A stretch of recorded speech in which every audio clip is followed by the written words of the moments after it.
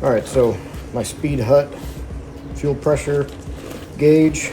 I'm gonna go ahead and work on putting that in since I'm waiting for parts because of the heavy snow. The mail's running way behind, so I can't work on the gas and pipes right now.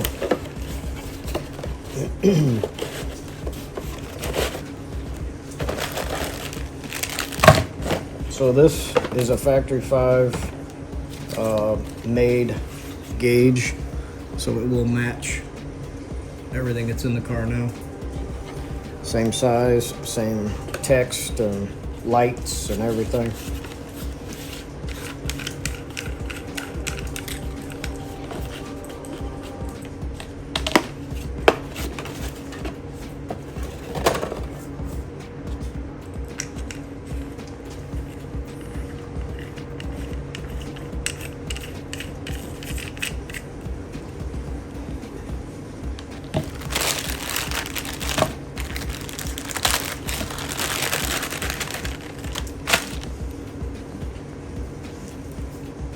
So this goes out on the fuel line where I got my gauge now.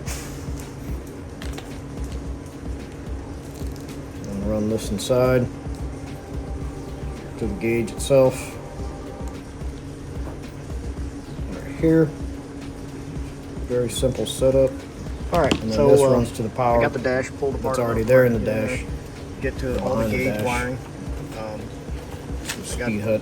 Enough plugs here. Got an plug here too, but problem is with this gauge setup, I have wiring that will plug into pretty much what's included right here with the kit. But will not plug into the extra plug that came with the SpeedHut kit from Factory 5.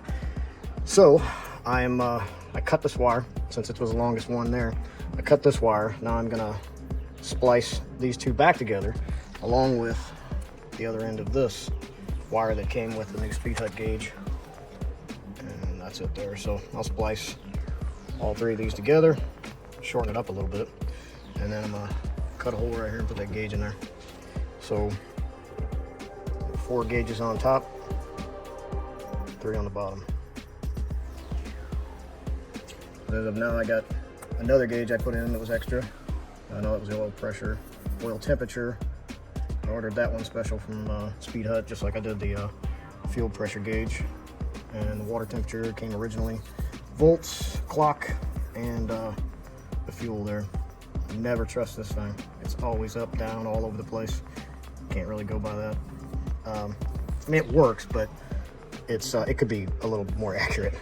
But a lot of people say get rid of the clock. You don't need the clock. Blah blah blah. I like it. It just, you know, it looks good. So anyway, I'm gonna cut a hole now and put that other gauge in there, and then wire this up.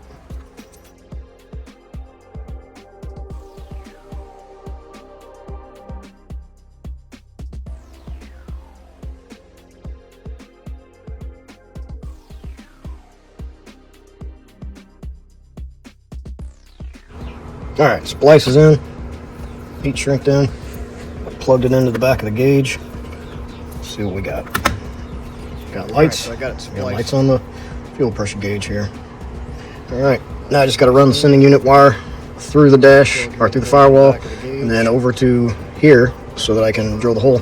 I'm making sure all the wiring works before I go drilling a hole in the dash, just because I want to get something done today since I'm waiting for all my parts to come in the mail. For the other stuff, that is.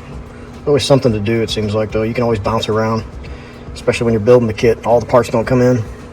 It's nice to be able to jump around and work on different things because there's no shortage of stuff that you can do to it.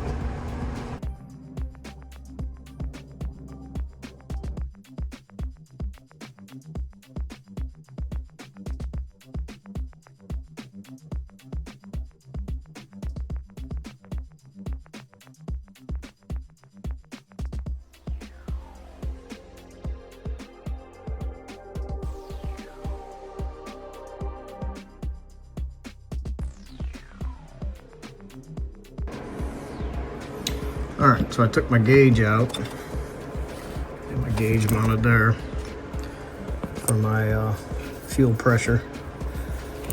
It looks cool, but Holly was telling me that they're highly inaccurate.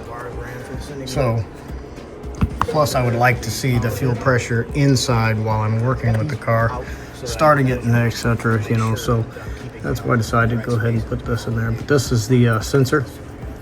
So fuel pressure sensor. Pressure comes up. Fuel pressure gets up to 100. Just gonna put it right back down. It's holding at 50, about 55 right now. So it works. Check our lights. Lights don't work. We're good to go.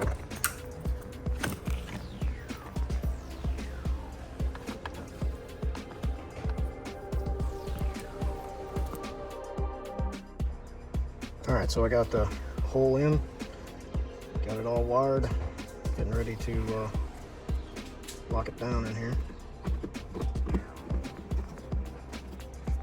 There it is.